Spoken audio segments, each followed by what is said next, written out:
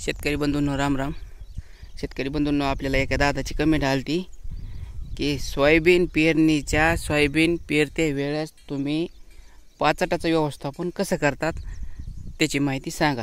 शेतकरी बंधूंनो, व्हिडिओ शेवटपर्यंत बघा की त्या कमेंटचं उत्तर देण्याचं आणि ती माहिती सांगण्याची आता वेळ आलेली। ह्या व्हिडिओच्या माध्यमातून मी तुम्हाला संपूर्ण माहिती सांगण्याचा प्रयत्न नक्की करणार आहे। तर शेतकरी बंधूंनो, आपल्यापाशी दोन पट्ट्यात, आपल्यापाशी किती पट्ट्यात? आपल्यापाशी दोन पट्ट्यात। ही एक 2 एकरची पट्टी आणि ही जी बाजूला जी बघू शकतात ना, ही एक 2 एकरची पट्टी। तर ह्या 2 एकरच्या पट्टीमध्ये वरून इकडं 3ऱ्या वर्षीचा खोडावा होता, इथपर्यंत पाहू शकतात तुम्ही, आणि इथून इकडं 4थ्या वर्षीचा खोडावा होता। आता सुरुवातीला मी ह्या पट्टीचं सांगतो नियोजन कसं केलं। पूर्ण ऊस, ही 2 एकरची पट्टी, हे ऊस कसा गेला? हार्वेस्टरच्या साहाय्याने ऊस गेल्याच्या नंतर पूर्ण पाचटाची बुकटी होती, हे आपल्या सर्वांना माहीतच आहे। तर काय केलं आपण, 1 महिनाभर कडक उन्हामध्ये पाचट वाळून दिलं आणि वाळून दिल्याच्या नंतर त्याच्यामध्ये डायरेक्ट रुटर मारल्याच्या नंतर पुन्हा 4-8 दिवस वाळून दिलं। वाळून दिल्याच्या नंतर पलटीच्या साहाय्यानं, पलटी नांगराच्या साहाय्यानं सर्व शेत नांगरून घेतलं। तर नांगरत असताना पूर्ण पाचट जमिनीच्या खाली गेलं मातीआड, आणि जे काही ओलीतिली राहिलं जमिनीच्या वर बुचके बाचके पाचटाचे, तर या कत्तीच्या साहाय्याने, इळ्याच्या साहाय्याने आपण काय केलं, सर्व बुचके पांगून दिले। पांगून दिल्याच्या नंतर काल काय केलं, काल पुन्हा ह्याच्यावर आपण काय केलं, रुटर मारलं। आणि रुटर मारल्याच्या नंतर खाली काही जमिनीत म्हणजे काही राहिले का पाचटाचे अवशेष म्हणा, काही म्हणा, तर ते आपण बघण्यासाठी एक मोगडा फिरवला। त्याचा व्हिडिओ दिला बघा अगोदर आपण। तर मोगडा फिरवल्याच्या नंतर ह्याच्यामध्ये काहीच नाही राहिलं, म्हणजे जे तुम्ही कॅमेऱ्यात बघू शकतात ना, हे असे कुठं मोठं असे एवढले चिपाटा आहेत, पण असे पाचटाचे ढिगं म्हणा की मोठाले बुचके म्हणा काहीच नाहीत। तर ह्या वावरामध्ये काहीच करायची गरज नाही, म्हणजे रान तर याचंच नाही झालं, काडी तर लावायचीच नाही, आणि मोगडून घेतलेलं आहे आपल्याला, काय असंच पेरायचे। आता पेरत असताना मोगडा आणि पेरणी, आता समजा मोगडून काढलं काय आणि पेरलं काय, म्हणजे तेवढंच रान फुटणार आहे। जेवढा मोगडा लागतंय का तेवढंच आपलं पेरणी यंत्र लागणार आहे। आणि पक्षी ह्याच्यामध्ये एक अडचण उद्भवणार आहे कोणची, की रासणी व्यवस्थित होणार नाही। तर रासणी नाही झाली तरी आपल्याला काय हरकत नाही, पक्षी पालटी लोडी करायची। पालटी लोडी केल्याच्या नंतर जे बी पडलेलं आहे का, ते बी पूर्णपणे झाकून घ्यायचं। तर पुढच्या येणाऱ्या 4 महिन्यामध्ये काय होणार आहे, सर्व पाचट कुजून जाणार आहे, मग सरीला बी आपल्या काही अडचण येणार नाही। आता ह्याच्याच विरुद्ध जी खालची पट्टी जी तुम्हाला म्हणलं होतं का, त्या पट्टीमध्ये काय हाल झाले ते आपण बघण्याचा प्रयत्न करू। शेतकरी बंधूंनो, ही जी पट्टी तुम्ही पाहू शकतात ना, ही जी पट्टी का, ह्या पट्टीमध्ये 2 एकरची पट्टी, 2 एकरमध्ये 3ऱ्या वर्षीचा खोडवा ऊस होता। खोडवा ऊस तुटून गेल्याच्या नंतर हे बैलगाडीने आपलं टायरने गावातच कारखाना, गावातल्या कारखान्याला ऊस गेला। ऊस गेल्याच्या नंतर 1 महिना ह्याला बी वाळून दिलं। वाळून दिल्याच्या नंतर आपण काय केलं, डायरेक्ट रुटर मारला।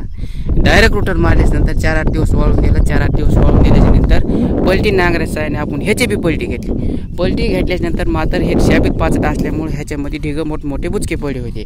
बुचके पडल्याच्या नंतर आपण काय केलं की ह्या मधल्या 2-3 महिन्यामध्ये येळ्याच्या साहाय्याने सर्व पांगून टाकले। पांगून टाकल्याच्या नंतर काल आपण इथं रुटर मारलं बरं का। रुटर मारल्याच्या नंतर इथं बी आपल्याला बघायचं होतं खाली किती निघतंय, काय निघतंय। तर काय नाही बघा, जवळपास ह्याच्यातले हाल आणि ह्या वरच्या पट्टीतले हाल सारखेच आहेत, पण थोडेफार कळत न कळत असे बुचके पडीत। ह्या बघा, हे बुचके पडीत।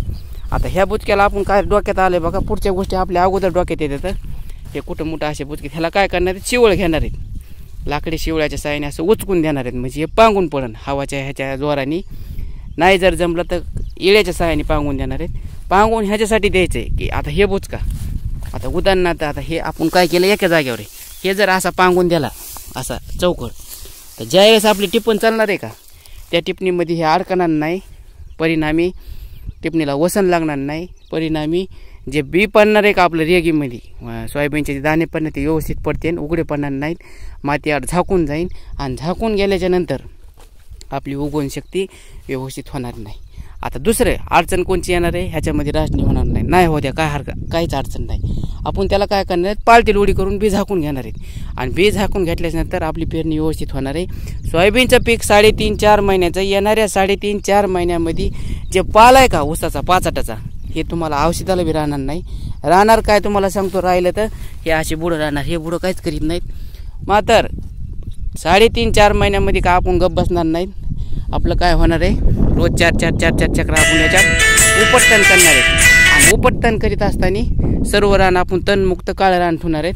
सोयाबीन निघून गेली की डायरेक्ट आपण ह्याच्यामध्ये रोटर मारणार आहेत. तुम्ही खाली कमेंट करी जा की तुम्हाला कोणते व्हिडिओ बघायला आवडते आणि काय होते, त्याच्यावर मी तुम्हाला नक्की व्हिडिओ देण्याचा प्रयत्न करीन. तत्पूर्वी तिथला व्हिडिओ झाला, हे व्हिडिओ मला तुम्हाला सांगायचा होता, हे व्हिडिओ सांगितला. शेतकरी बंधूंनो, असेच जर व्हिडिओ तुम्हाला बघायला आवडत असतील, सांगितलेली माहिती आवडत असेल, एक कमेंट करी जा. आपल्या चॅनलवर नक्की या, आपल्या चॅनल नक्की सबस्क्राईबर करा, शेअर करा, लाईक करा. भेटू आपण अशीच नवीन काही माहिती घेऊन. तोपर्यंत धन्यवाद. हां, एक गोष्ट पुन्हा एक आठवली बरं का, आज मोगळा हाणीत असताना मोगड्याचं काम चालू आहे. ह्या बघा इथं उभं आहे मोगडा. काय होणार आहे आता, ही माती उदाहरणार्थ ही माती कशी, ही उघडी माती. आता इथली माती, ही माती कशी, ही झाकून म्हणजे ह्याच्यावर काय झालं, आच्छादन झालं, ह्याच्यावर बायोमास झाला, ह्याच्यावर मल्चिंग झाली. मग इथं गवत उगू शकतं आहे, कारण सूर्यकिरण ह्याच्यावर डायरेक्ट पडणार आहेत. इथून गवताचा मोड बी उगणार आहे, त्याला सूर्यप्रकाश भेटणार आहे. वल तर खूप राहणार आहे ह्याच्यामध्ये, ह्याच्यात गवत उगू शकते, पण इथं गवत उगू शकत नाही बरं का. परिणामी पूर्ण वावरामध्ये 50% आच्छादन धरू आपण. अगर 30% आच्छादन धरू, 70% काळी जमीन धरू, तर 30% का होईना पण 100% ह्याच्यामध्ये काय होणार आहे, तणाचा बंदोबस्त होणार आहे. आणि 70% जरी तण म्हणलं तर का आपण उपटून फिपटून हे करणार आहेत. परिणामी आपली तणाच्या बाबतीत बचत, तणनाशकाच्या बाबतीत, तण उपटण्याच्या बाबतीत, तण खुरपिण्याच्या बाबतीत 100% बचत होणार आहे बरं का. तर शेतकरी बंधूंनो, थांबतो आता. धन्यवाद. राम राम.